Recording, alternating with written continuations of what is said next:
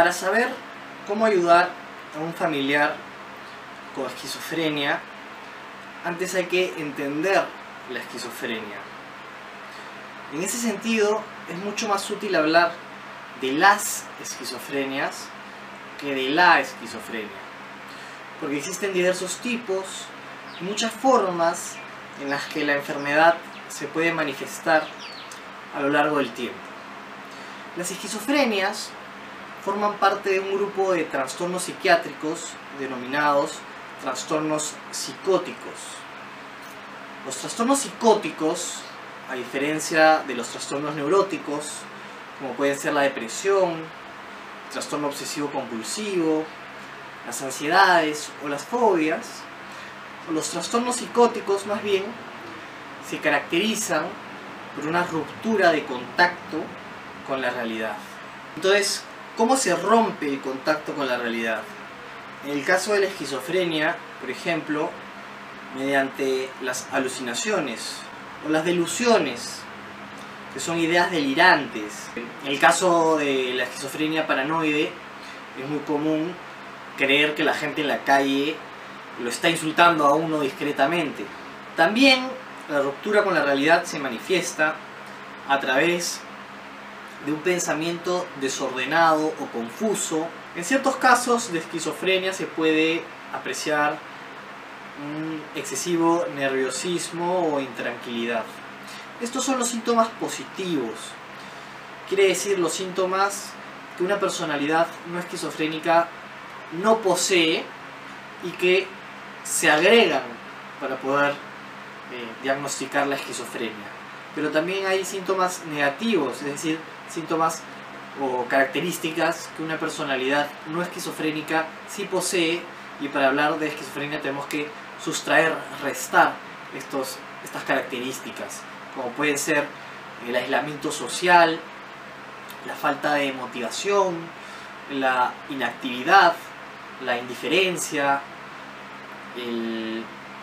la falta de sueño o el exceso de necesidad de dormir.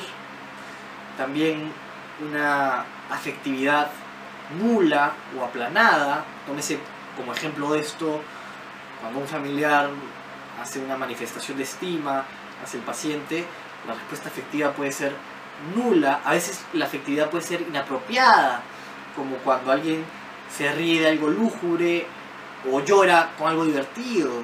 Los tipos de esquizofrenia son, en primer lugar, la esquizofrenia paranoide, que es la más común, y las delusiones están centradas en interpretar arbitrariamente que todo el mundo está planificando hacerle daño a uno o lo están atacando. En segundo lugar está el tipo catatónico, que se caracteriza por la ecolalia o ecopraxia. Esto quiere decir repetir lo que se dice o lo que se hace. Y también por un negativismo extremo, o sea, negarse a cumplir con cualquier tipo de indicación, petición, exigencia. Se encuentra el tipo desorganizado o hebefrénico, caracterizado por un lenguaje desorganizado, como ya lo hemos descrito, también por una conducta desorganizada, es decir, una conducta sin ningún propósito o fin claro, también por una afectividad nula o aplanada, como también ya describimos antes. Por último, las esquizofrenias tienen distintas formas de manifestarse a lo largo del tiempo. La mayor parte de las veces su curso suele ser crónico y deteriorante, y cuando se empieza el tratamiento medicamentoso se llega muy rápido a un techo a partir del cual todo va a ser descenso. En las recaídas, como cuando se deja de tomar la medicación, después cuando se mejora, ya el techo va a ser siempre más pequeño. Ahora sí, hablemos de qué hacer. La genética juega un papel preponderante en el desarrollo de la esquizofrenia. Y claro, transmitir determinados genes no es un acto que esté sujeto a la voluntad. Ahora bien, las actitudes de los familiares muchas veces pueden incrementar la patología, puesto que lo que se hereda no es la esquizofrenia en sí, sino la susceptibilidad de padecer de esquizofrenia. Van a ser las tensiones y los estresores de la vida cotidiana los que terminen por gatillar la enfermedad. Entonces, en ese mismo sentido, claro, en cada caso va a ser necesario grados distintos de tensión o de estrés, pero en ese mismo sentido, así como los estresores son los que terminan por gatillar la esquizofrenia, también los estresores son los que agudizan el cuadro. Por eso a un paciente de esquizofrenia hay que tratar de procurarle un ambiente lo más tranquilo posible, ya que son muy susceptibles a las nuevas situaciones y a los cambios importantes en su rutina. Hay que tratar de ser lo más tolerante y calmado posible y evitar exaltarse. Hay que evitar también a toda costa el avergonzarlo. El tener un paciente esquizofrénico en el hogar crea una dinámica familiar que muchas veces resulta perjudicial para ambos, tanto para el paciente como para los demás miembros de la familia. Porque los demás miembros a veces pueden tratarlo mal, culpabilizarlo, decirle cosas como eres un inútil, eres un ocioso, te estás haciendo el enfermo. Y en realidad, en esas veces no están siendo conscientes de que están frente a un trastorno de esquizofrenia, donde no es que deliberadamente el paciente no quiera asearse, ni cambiarse, o quiera estar sin hacer nada o acostado en su cama todo el día, sino que estos son síntomas esperables y hay que valorar siempre las pequeñas mejorías. Al resto de la familia esto se le vuelve en contra, porque de esta manera el paciente empeora, sus mejorías se echan a perder y sus síntomas se agravan, lo cual suele ser incómodo y perturbador para quienes viven con él. Así se crea un círculo vicioso. Respecto del tratamiento psicofarmacológico, quisiera destacar que es lo principal para la recuperación en esquizofrenia y es absolutamente imprescindible. La medicación disminuye las ideas delirantes, aclara el pensamiento, mejora la comunicación, mejoran el sueño y el ánimo, disminuyen la ansiedad y retrasan las recaídas y el empeoramiento de los síntomas. Por consiguiente, la tarea fundamental de alguien que quiera hacerse cargo de un familiar con esquizofrenia es asegurarse que el paciente tome la medicación diariamente en el horario y la cantidad correcta.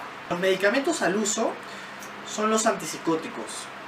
Entre ellos se encuentran los antipsicóticos de primera generación, que son exactamente igual de efectivos que los antipsicóticos de segunda generación, mucho más baratos, pero presentan efectos colaterales mucho más graves. Los efectos colaterales extrapiramidales implican inquietud motora, dificultad para dormir, déficit de atención y contracciones musculares involuntarias. Los antipsicóticos de segunda generación bloquean el 60% de los receptores 2 de dopamina, a diferencia de los antipsicóticos de primera generación que bloquean el 80%. A esta diferencia quizás se le puede atribuir que no estén asociados con los efectos colaterales extrapiramidales. Los efectos colaterales que más destacan son el aumento de peso y de apetito, y en este punto el que más destaca es la olanzapina, que puede producir un aumento de entre 10 y 20 kilogramos.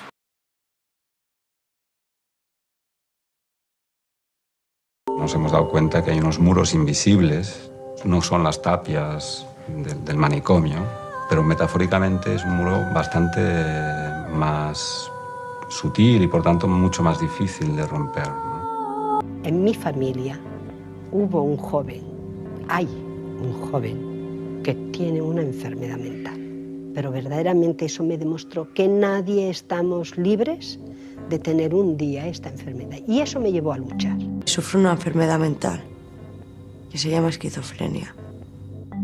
No pensaron que yo tenía problemas. Para mi madre lo más importante era ponerme un plato de comida y que estuviera bien físicamente. Psíquicamente eso era una utopía, ¿no? Tengo un hermano que una vez me echó en cara que él había vivido la misma situación familiar que yo y no había caído enfermo. Tú estás mal y no te crees que es así, que te inventas tu mundo y tal, pero no, en realidad estás enfermo. Que el sujeto no se levanta de la cama, que no se incorpora a la vida de la familia, que no quiere comer con nadie, que no se ducha, no, o sea, que está ahí pues viviendo casi hecho un... Eso es un... Yo creo que nadie sabe lo que es la esquizofrenia. O sea, si tú en un momento dado te pudiesen inyectar, ¿no?, esa esquizofrenia por un momento, dirías, ah, esto sí es la esquizofrenia, ¿no? Los que mejor conocen nuestra enfermedad somos nosotros mismos. O estás de marrón, que no quieres salir, que no quieres ducharte, que no quieres nada, que no te vea nadie, que no... Esa cueva, ¿no? Te metes como en tu cueva. Es una sensación de que no hay nada que te motive, que no hay nada que te guste. Que te da miedo el agua, o que te da miedo la gente, la calle, el sol, todo. Aparece en una etapa crucial de la vida, una etapa en la cual es clave, que es la adolescencia, se quedan apartados, aislados, mientras sus compañeros siguen su proceso, coarta, colapsa el funcionamiento social de los individuos. Y eso es lo que a mí me duele, que he empezado muchas cosas, que sé de muchas cosas, pero en realidad no he terminado nada, ¿no? Se distancia de todo, se aísla, se mete en la habitación, no quiere saber nada de nadie y tiene todo un proceso delirante. La enfermedad incide de una manera doble, ¿no? Quitando y dejando de ganar. De entrada la definiría como la dificultad de control de la propia voluntad. Claro, para nosotros, para los psiquiatras, la esquizofrenia es la enfermedad clave, porque reúne toda la psicopatología, todos los síntomas más característicos de las enfermedades psiquiátricas.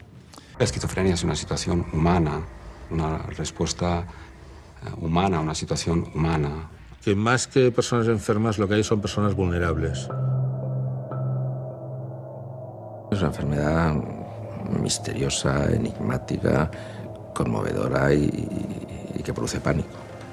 No sabemos todavía lo que es. La vivencia más importante de la esquizofrenia es la de perder el sentido de propiedad de nuestra propia vida, de lo que nosotros consideramos como propio.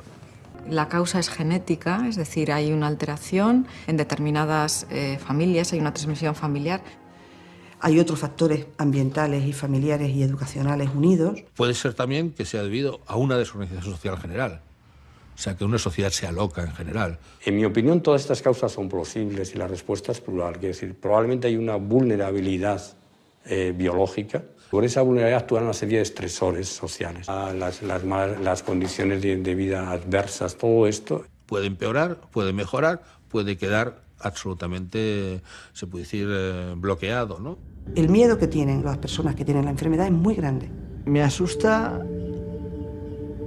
a veces las relaciones que tengo con las personas, ¿no? Tantas cosas, me dan miedo tantas cosas que no sé qué decirte. Hay muchas personas que piensan que en el fondo y en el origen de la esquizofrenia hay unas vivencias de angustia brutales y se llama angustia psicótica. Tienen miedo porque no entienden lo que están viendo, no lo entienden, pero además tienen miedo de descontrolarse, precisamente porque viven situaciones que no controlan. Y yo me sentía mal y empecé como a tener miedo a eso, a tener miedo a ese como conflicto. Que es lo que tiene, que te aíslas mucho tú también de lo que es en tu entorno. Tienen miedo a poder hacer daño, mucho miedo a poder hacer daño. No quería relacionarme con los demás muchachos, me daban miedo. Dejas de trabajar, dejas de contactar con tus amigos. A mí ya cuando me pongo un poco mal ya enseguida me da mucho miedo, ¿no? Me daba mucho miedo la vida. La angustia es el radical básico de la naturaleza humana y es lo que nos enfrenta con nosotros mismos y con la realidad. Y la angustia se manifiesta de dos maneras. Una es como miedo a la muerte y otra es como miedo a la locura.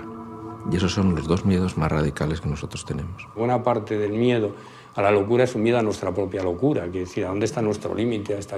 ¿En qué momento nosotros podemos saltar esa frontera a veces tan frágil que nos coloca en el lado de la sinrazón, ¿no? El problema de la esquizofrenia es el miedo a uno mismo. El miedo a la locura no es el miedo a la locura del otro, que si es del otro, que no es la... ¿Qué te va a hacer la del otro? No, amiga. Es la tuya. Es la tuya. Son tus emociones. El enfermo mental nos toca. O sea, si nos toca en nuestros propios problemas. Al fin y al cabo, lo que sucede a esa persona, que son cosas que tienen que ver con lo que le sucede a uno. Que es decir, que al fin y al cabo todos tenemos dentro más o menos casi todas las cosas que se van a reflejar en distinto nivel. Se dice que la locura es una especie de muerte psíquica. Uno deja de ser el que era. Ese mundo da miedo, es decir, porque que es lógico, uno pierde ya el control de sí mismo, que es una situación en la que uno... Y ese miedo a la locura, que yo creo que es ancestral, miedo a lo que nosotros podemos hacer. La persona que empieza a tener síntomas de una enfermedad mental, ese mismo miedo que está en el origen de ello aumenta mucho más y todavía le aísla mucho más del resto de las personas. Tú no puedes ir tampoco presentándote, oye, yo soy Efrén y tengo esquizofrenia. ¿Cómo es posible que el mundo se haya organizado civilizadamente con unos niveles de exclusión tan grandes y tan justificados, socialmente, políticamente, institucionalmente, científicamente, con un grupo de personas tan desgraciadas? Cuando te oyen la palabra esquizofrenia, ya la gente, no sé, echa un poco para atrás. A las que se le suman, además, casi en todos los sitios, pobreza y problemas de exclusión. El problema sería de ser aceptado, ¿eh?, en el entorno, o sea, de que seamos capaces de ver comportamientos diferentes. Y esto cuesta muchísimo. En el diccionario español tendríamos que buscar alguna otra palabra que tuviera unas connotaciones a veces tan macabras como la palabra esquizofrenia, ¿no? Que él y que en general las personas con trastornos de salud mental eran Don Quijotes, pero que no había Sanchos ya.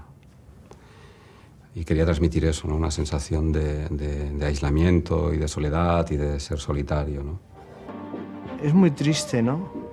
Que tú tengas un problema y que lo estés pasando muy mal y que gente que has tenido a tu alrededor, seres queridos como tus hermanos y tus padres, te rechacen. Eso es muy duro. Yo de pequeño he pasado por experiencias que han sido un poco ingratas. Mis padres se llevaban muy mal, vamos. Entonces mi madre estaba enferma de corazón y estábamos siempre en casa de mis tíos. Mi madre no quería reconocer mi fracaso por no asumir que a lo mejor algo en ella había fallado, ¿no? El esquizofrénico generalmente es una persona muy exigente consigo misma, con mucha ansia de perfección. En términos psicoanalíticos tiene un superyo muy alto. Y cuando yo empecé a estar enfermo, ella se sentía como interpelada, ¿no? Y mi familia se sentía interpelada. Y son familias que normalmente transmiten la idea de que tienes que llegar a mucho, tienes que ser mucho o te exijo mucho. Yo es que quizá tengo miedo a equivocarme, a fallar. Generalmente hay otra característica, a veces los padres muy autoritarios. Cuando yo digo una cosa y me dicen te has equivocado, como no soy capaz de aceptarlo. Y por eso quizás no me relaciono mucho con ellos, porque ellos lo que quieren es que mejore como persona, que haga las cosas bien. Son muy distantes, soy como muy desconfiado, me da miedo abrirme a mi familia. En las familias esquizofrenógenas, o del esquizofrénico, siempre hay como dos niveles de comunicación, ¿no? Que no coinciden. Hay lo que se llama el doble vínculo o el doble mensaje. Ni mi padre ni mi madre nunca se han sentado al lado mío y me han dicho, venga, Javier, ¿qué te pasa? ¿Qué es lo que te preocupa? Nunca lo han hecho.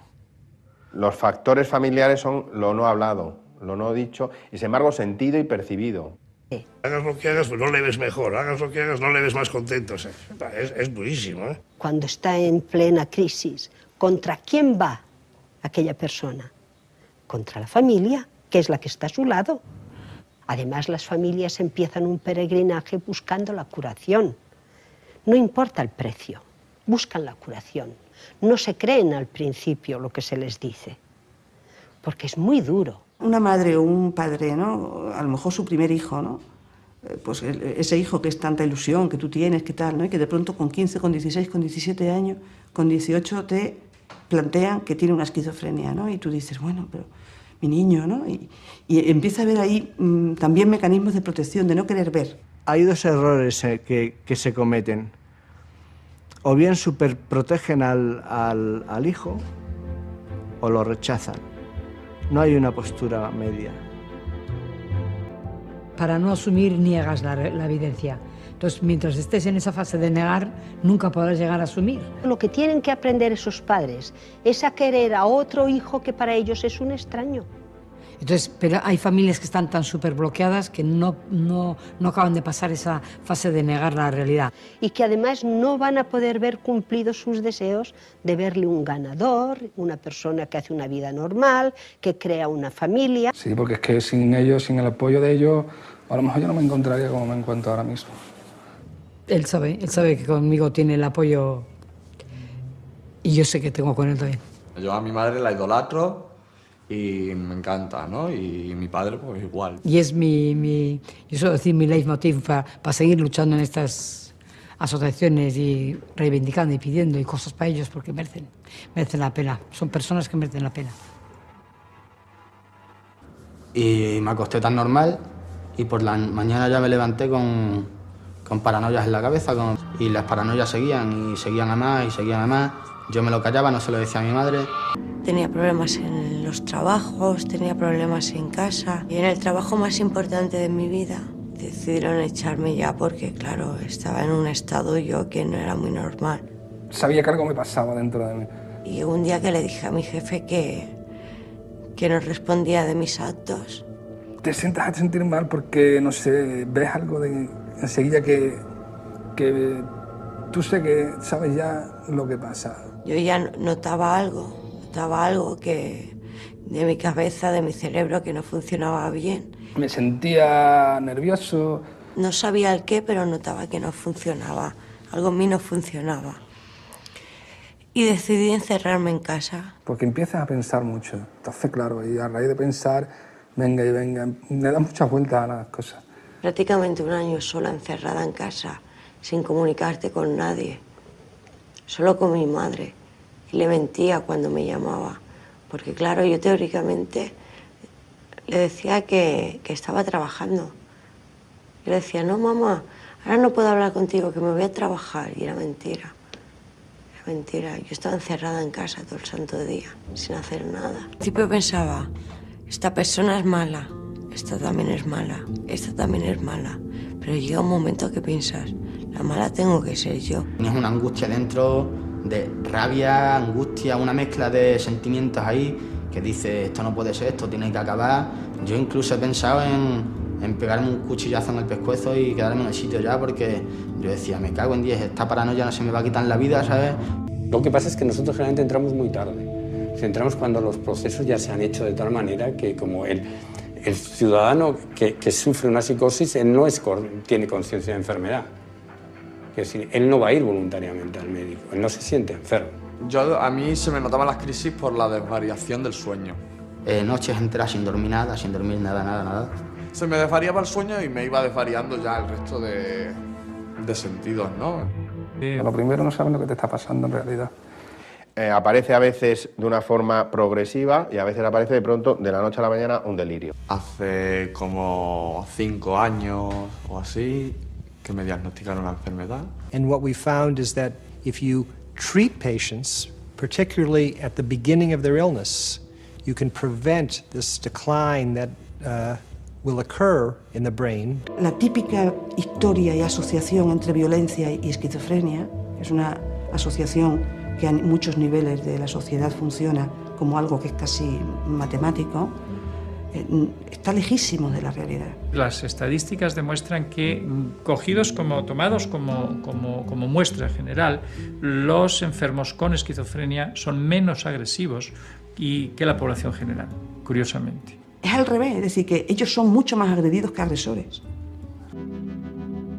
Los esquizofrénicos son contundentes, exactamente. Estos sí, no tienen dudas cuando actúan, verdaderamente desean quitarse de en medio, no quitarse un problema de encima.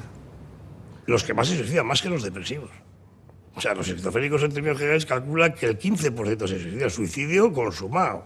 De que he perdido el tiempo en mi vida, que no he hecho nada en claro, que no sé qué, que no valgo para nada, pues todo lo que... No sé, cuando estás en un momento de bajón, pero yo hiper bajón. Después de tanto tiempo luchando, ¿Los artistas tienen más enfermedades mentales que los no artistas? Sí. ¿Por qué? Porque lo llevan en los genes. Los artistas tienen una estructura genética heredada que hace que si uno mira para atrás, encontrarás que en la historia familiar de esa persona hay más artistas y más enfermos mentales. Y de alguna manera ese ramalazo artístico se relaciona con otra estructura genética que les hace ser especialmente sensibles, especialmente vulnerables, especialmente afectivos, especialmente nerviosos, especialmente emotivos. Por eso las vidas de los artistas son en general vidas complejas, azarosas, dificultosas. Algunos porque tienen ese trastorno psicológico de fondo o si no lo buscan. Y eso les produce una descoordinación, una sensación de incertidumbre y angustia que crea y favorece la creatividad. Es verdad que eso es... Y el crear les apacigua. Luego está el compromiso, porque claro, el artista se compromete con el mundo. Manda un mensaje que pretende modificar el mundo, pero el mundo es una pared. Y el fracaso está al cabo de la calle. Y el arte implica tal implicación emocional, tal inversión de energía, tal cansancio emocional que les agota. Y acaban deprimidos y el suicidio, o la enfermedad mental grave, o la psicosis, o la locura, o el aislamiento, o la ruptura. Sin embargo, una cierta disconformidad con el ambiente, un cierto oposicionismo que probablemente deriva de una cierta inquietud interna de desasosiego y de no conformismo, es fuente de creatividad. Uno tiene una pena aquí metida en el alma. Y entonces tiene, yo lo llamaría el aullido interminable, que es la depresión de los artistas, ¿no? El aullido interminable. Entonces lo pones fuera, lo cosificas, lo pones en el exterior, lo dibujas, lo pintas, y es como si lo sacaras de ti. Si lo sacas de ti, tienes más facilidad para tener menos miedo de él. Lo tienes fuera, lo ves más claro. Parece como lo que pudieses enfrentarte mejor a ello. Bueno, escribimos un poema o hacemos una música. Y si encima te sale bonito, tienes un mensaje retroactivo que alimenta tu bienestar, ¿no? Bueno, esa función terapéutica del arte existe. Cuando un artista se pone a pintar, el hecho de tener una personalidad patológica o de tener una enfermedad mental, por ejemplo, depresiones, trastornos bipolares o esquizofrenia, ¿le ayuda o le perjudica? ¿Eso aumenta la inspiración o disminuye la inspiración? Ha habido muchos grandes artistas psicóticos, esquizofrénicos, maníaco-depresivos, Van Gogh, Lautréamont, probablemente Rimbaud, en fin, tantos, ¿no? Kierkegaard, escritores. Pero eran creativos a pesar de estar locos. Es decir, cuando estaban muy locos, muy en brote psicótico, desaparecía su creatividad o disminuía. Eso está demostrado, ¿no? Indefectiblemente. Pienso que cuando están enfermos producen menos y producen peor.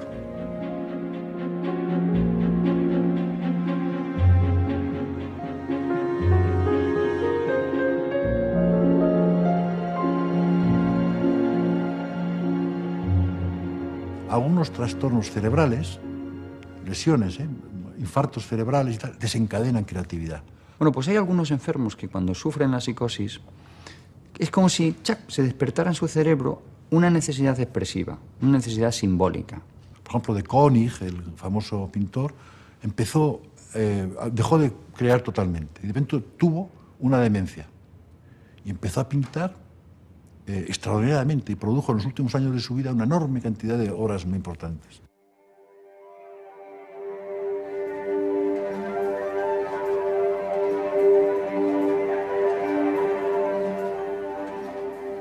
El problema actual, ¿cuál sería?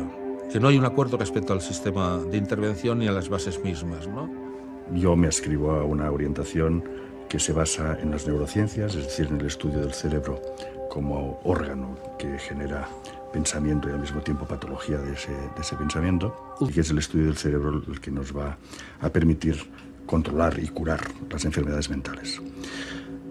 Eso no quiere decir que rechacemos todo lo que son los avances en psicología social, todo lo que es las terapias familiares. Pero es que si no existieran los psicofármacos sería un absoluto desastre. La psiquiatría volvería a las catacumbas. Con las medicaciones actuales, con los abordajes psicoterapéuticos actuales, se puede lograr una mejoría espectacular que casi sea la normalidad. Porque se puede tratar los síntomas sin tratar la enfermedad, ¿eh? O sea, podemos hacer caminar a un cojo. Lo que hay que hacer con un paciente psicótico es primero una aproximación psicofarmacológica. Cada día que pierdes no lo vas a recuperar. Pero los grandes avances han venido en los últimos años, los últimos 10 años, con la aparición de los antipsicóticos atípicos, que, sin entrar en la discusión de si son más o menos efectivos a nivel de control de la sintomatología psicótica, lo que sí son es mucho mejor tolerados. Con lo cual el paciente ya acepta mucho mejor la medicación porque no le producen aún efectos indeseables, pero no tantos como le producían la medicación clásica. La mayoría de los pacientes psicóticos, esquizofrénicos que no avanzan es que están maltratados. Y yo, por ejemplo, cuando tengo muchas ganas de llorar, no puedo, ¿no? Porque me lo impide el antidepresivo, ¿no? En teoría, la medicación lo que hace es que los fluidos químicos del cerebro están desordenados. Y la medicación lo que hace es estabilizar esos fluidos químicos. Pero lo que no te dicen los psiquiatras es que por medio de las emociones y de la afectividad, esos fluidos químicos que dicen que están desordenados se pueden ordenar. Se cura. Se cura lo que llamamos en medicina curar. Nosotros ya no utilizamos mucho el concepto cura, hablamos de recuperación. Que sería recuperación, sería recuperar las capacidades, los derechos de un ciudadano a pesar de Hay quien dice que es un tercio que no progresa casi nada, un tercio que mejora sustancialmente y un tercio que casi se cura, que casi llega a llevar una vida normal. La esquizofrenia es por definición crónica y el paciente que ha empezado con una esquizofrenia a los 15 años sigue teniendo problemas gravísimos toda la vida. El tratamiento de la esquizofrenia es tener esperanza. No puedes perder la esperanza, pero tampoco te puedes hacer grandes esperanzas. No es una quimera, no estamos, pero también es que queda muchísimo. Y todas estas cosas que voy diciendo yo las he aprendido con gente de iguales, en grupos de autoayuda.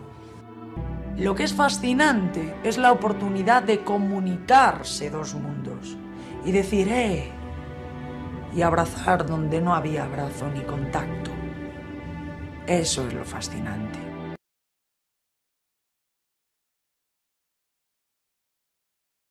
Normalmente dividimos los síntomas de esta enfermedad en dos grupos muy diferentes, que ya iremos viendo poco a poco por qué los ponemos en dos grupos muy diferentes. El primer grupo es el que hace referencia a lo que denominamos delirios y alucinaciones. Un segundo grupo de síntomas es lo que denominamos muchas veces síntomas negativos o síntomas defectuales de la esquizofrenia. Estos síntomas consisten en la pérdida o reducción de algunas habilidades que hasta el inicio de la enfermedad teníamos. Por ejemplo, en la esquizofrenia puede haber una reducción en todo lo que es habilidades sociales. Si yo ahora empezara a tener una esquizofrenia y comparáramos un vídeo que hago hoy con uno que hago después de unos años de tener esquizofrenia, probablemente se notaría que todo lo que es la gesticulación estaría reducida, todo lo que es la entonación estaría reducida. Mi tendencia a fijarme en la cámara probablemente sería más baja. Es decir, sin querer, yo iría reduciendo un poco la capacidad que tengo para relacionarme con otras personas. Tanto por menos contenido en cuanto a lo que estoy diciendo, en cuanto a preocuparme o interesarme o explicar cosas a otras personas, como por mi capacidad gestual para llegar a otras personas. es decir, un poquito que sería reducción de habilidades sociales. Con frecuencia hay otro síntoma que consiste en pérdida o reducción de motivaciones. No es que la persona esté triste, sino que si a mí ahora me gusta esto, esto, esto y esto, y en principio me motiva a hacerlo, si ahora tuviera una esquizofrenia, probablemente estas cosas que me motivan me empezarían a no motivar tanto, de tal manera que tendría más tendencia a estar en un sofá o en una cama, sin que diga que estoy triste, simplemente que ya estoy a gusto en el sofá o en la cama. No me viene a la cabeza la ilusión, las ganas de hacer otras cosas. Otro síntoma dentro de este grupo que he dicho de síntomas negativos o síntomas defectuales es una pérdida o una reducción en mi capacidad para concentrarme. Es decir, aunque a lo mejor ya no me ilusiona leer un libro, pero si me lo propongo y lo intento, ostras, resulta que si tengo esquizofrenia es posible que me cueste más de lo que me costaba antes del inicio de la enfermedad concentrarme. Me fijo y, ostras, no meto tanto la información. Es decir, no solo parece que hay una falta de motivación, falta de ilusión por cosas que anteriormente me gustaban, sino que cuando me esfuerzo, el rendimiento de mi cabeza para concentrarse y por tanto coger la información se puede ver reducido. Otro aspecto muy importante es que se puede reducir un poco mi capacidad para entender las emociones de otros o las expresiones de otros. Se puede perder un poco de lo que denominamos empatía. Es decir, nos podemos encontrar con que una persona con esquizofrenia le cuesta un poco más que antes de tener la esquizofrenia de entender qué quiero decir yo con una sonrisa o con una cara que estoy poniendo, un gesto de... le puede costar más. Es decir, que curiosamente, antes de tener la enfermedad, captaba mejor informaciones subliminales de otras personas.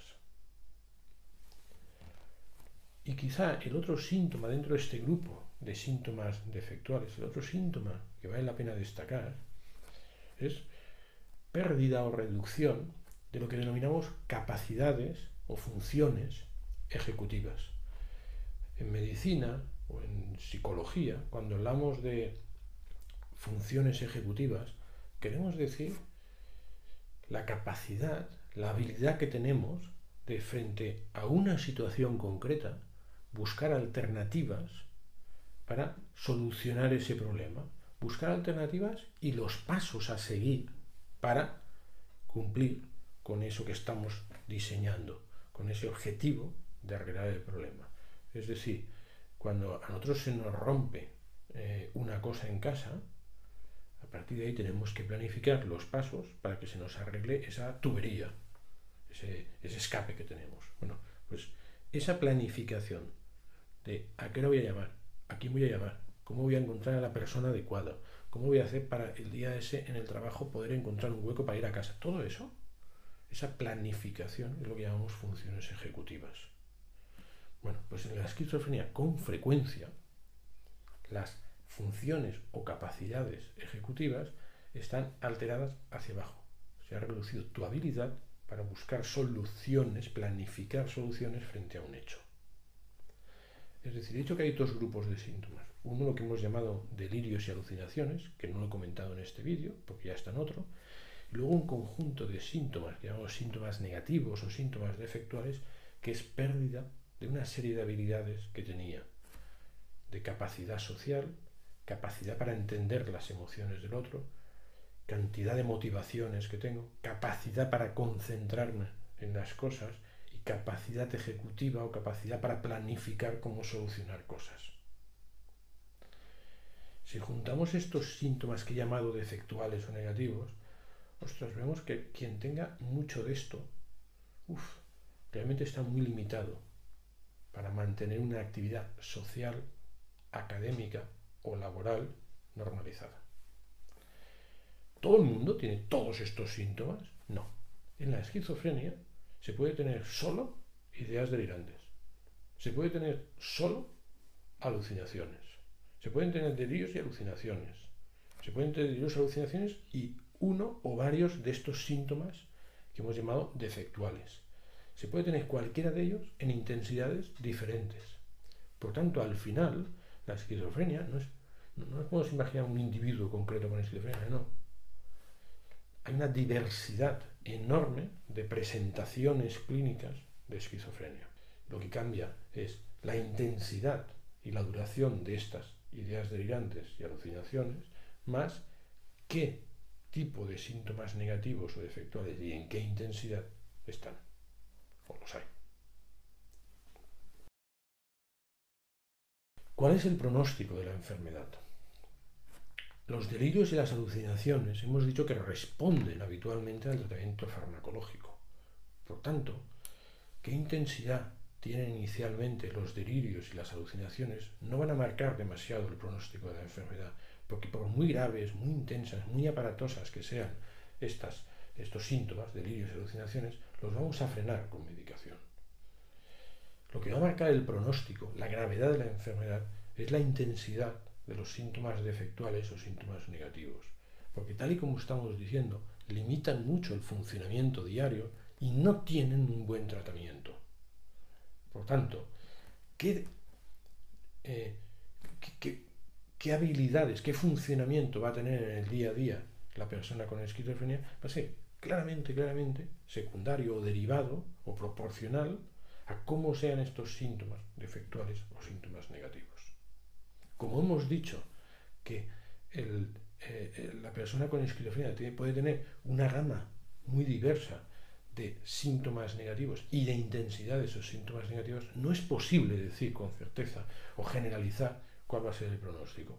Quien tenga los síntomas negativos muy marcados va a tener una enorme dificultad para tener un funcionamiento social estándar, normalizado. Va a tener una enorme dificultad para concentrarse y rendir académicamente y laboralmente, etc. Quien todo esto de aquí o no lo tenga, o sea muy débil, muy pequeñito, muy leves estos síntomas, va a poder hacer una vida, puede tener un funcionamiento diario estándar o prácticamente estándar. Desgraciadamente, la esquizofrenia es una de las enfermedades mentales más graves que existen. Es una enfermedad que afecta tanto a la vida del paciente como a la de sus familiares más allegados. Es una enfermedad mental tan grave que afecta al pensamiento, a la voluntad, a las emociones, a las relaciones sociales. La base de esta esquizofrenia, o la más común, es la esquizofrenia paranoide, donde el paciente oye voces, dicen que tiene que hacer algunas cosas, tiene alteraciones psicóticas, es decir, tiene un pensamiento alterado de la realidad. Las causas de la esquizofrenia no se conocen. Sí que se sabe que aquellos pacientes donde familiares suyos han padecido esquizofrenia tienen más predisposición a tenerla. Hay corrientes actuales donde creen que alteraciones en el cerebro neonatal o incluso antes de nacer van a provocar estas alteraciones estructurales y el paciente padecer esquizofrenia. Y por último, las corrientes actuales y los estudios actuales los que nos están indicando es que hay alteraciones en los neurotransmisores, sobre todo en dos, en la dopamina y en la serotonina.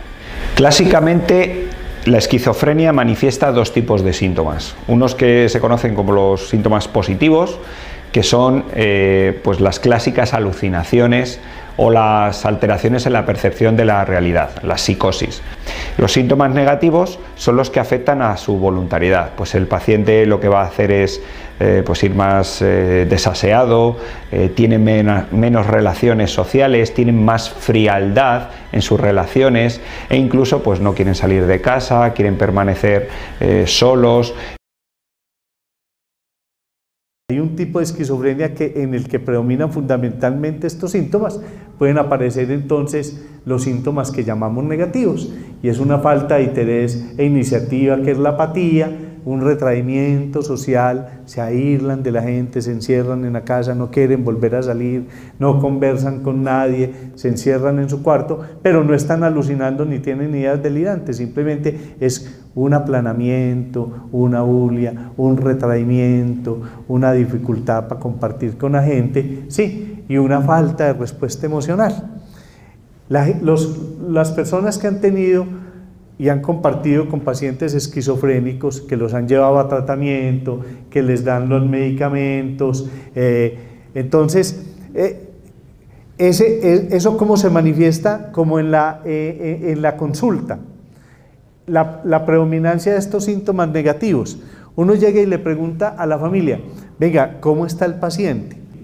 Y la familia le contesta de la siguiente manera, le dice, no habla con nadie, no volvió a trabajar, no quiere salir de la casa, no comparte con nadie, es como un ente, ahí, se levanta, desayuna, se acuesta, ve televisión, a veces ni ve televisión, ni se asoma por la ventana, está encerrado en el cuarto. Entonces, muy bien, porque le quitó todo eso, pero muy mal, porque es que no está haciendo nada, está completamente apático, está completamente alejado, no volvió a trabajar, no volvió a estudiar, no. Entonces, ¿sí ven?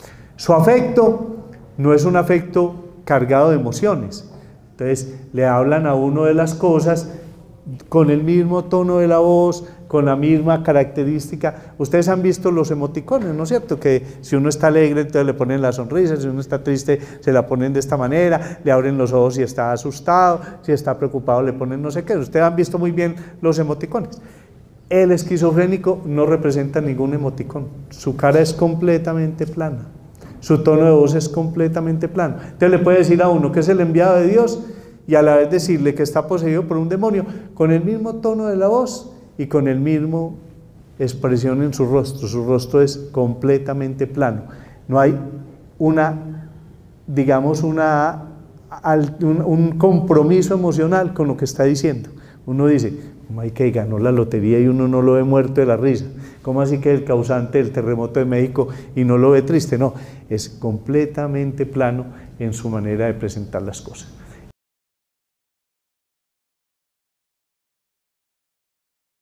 Es un trastorno de la personalidad caracterizado por la falta de interés en las relaciones sociales, una tendencia hacia un estilo de vida solitario, secretismo, frialdad emocional y apatía. Los que sufren este trastorno pueden ser incapaces de formar relaciones íntimas con los demás. Sin embargo, pueden elaborar grandes fantasías sociales en su mundo interior. Se caracteriza por 1. Frialdad emocional, distanciamiento o muestra de afecto reducido.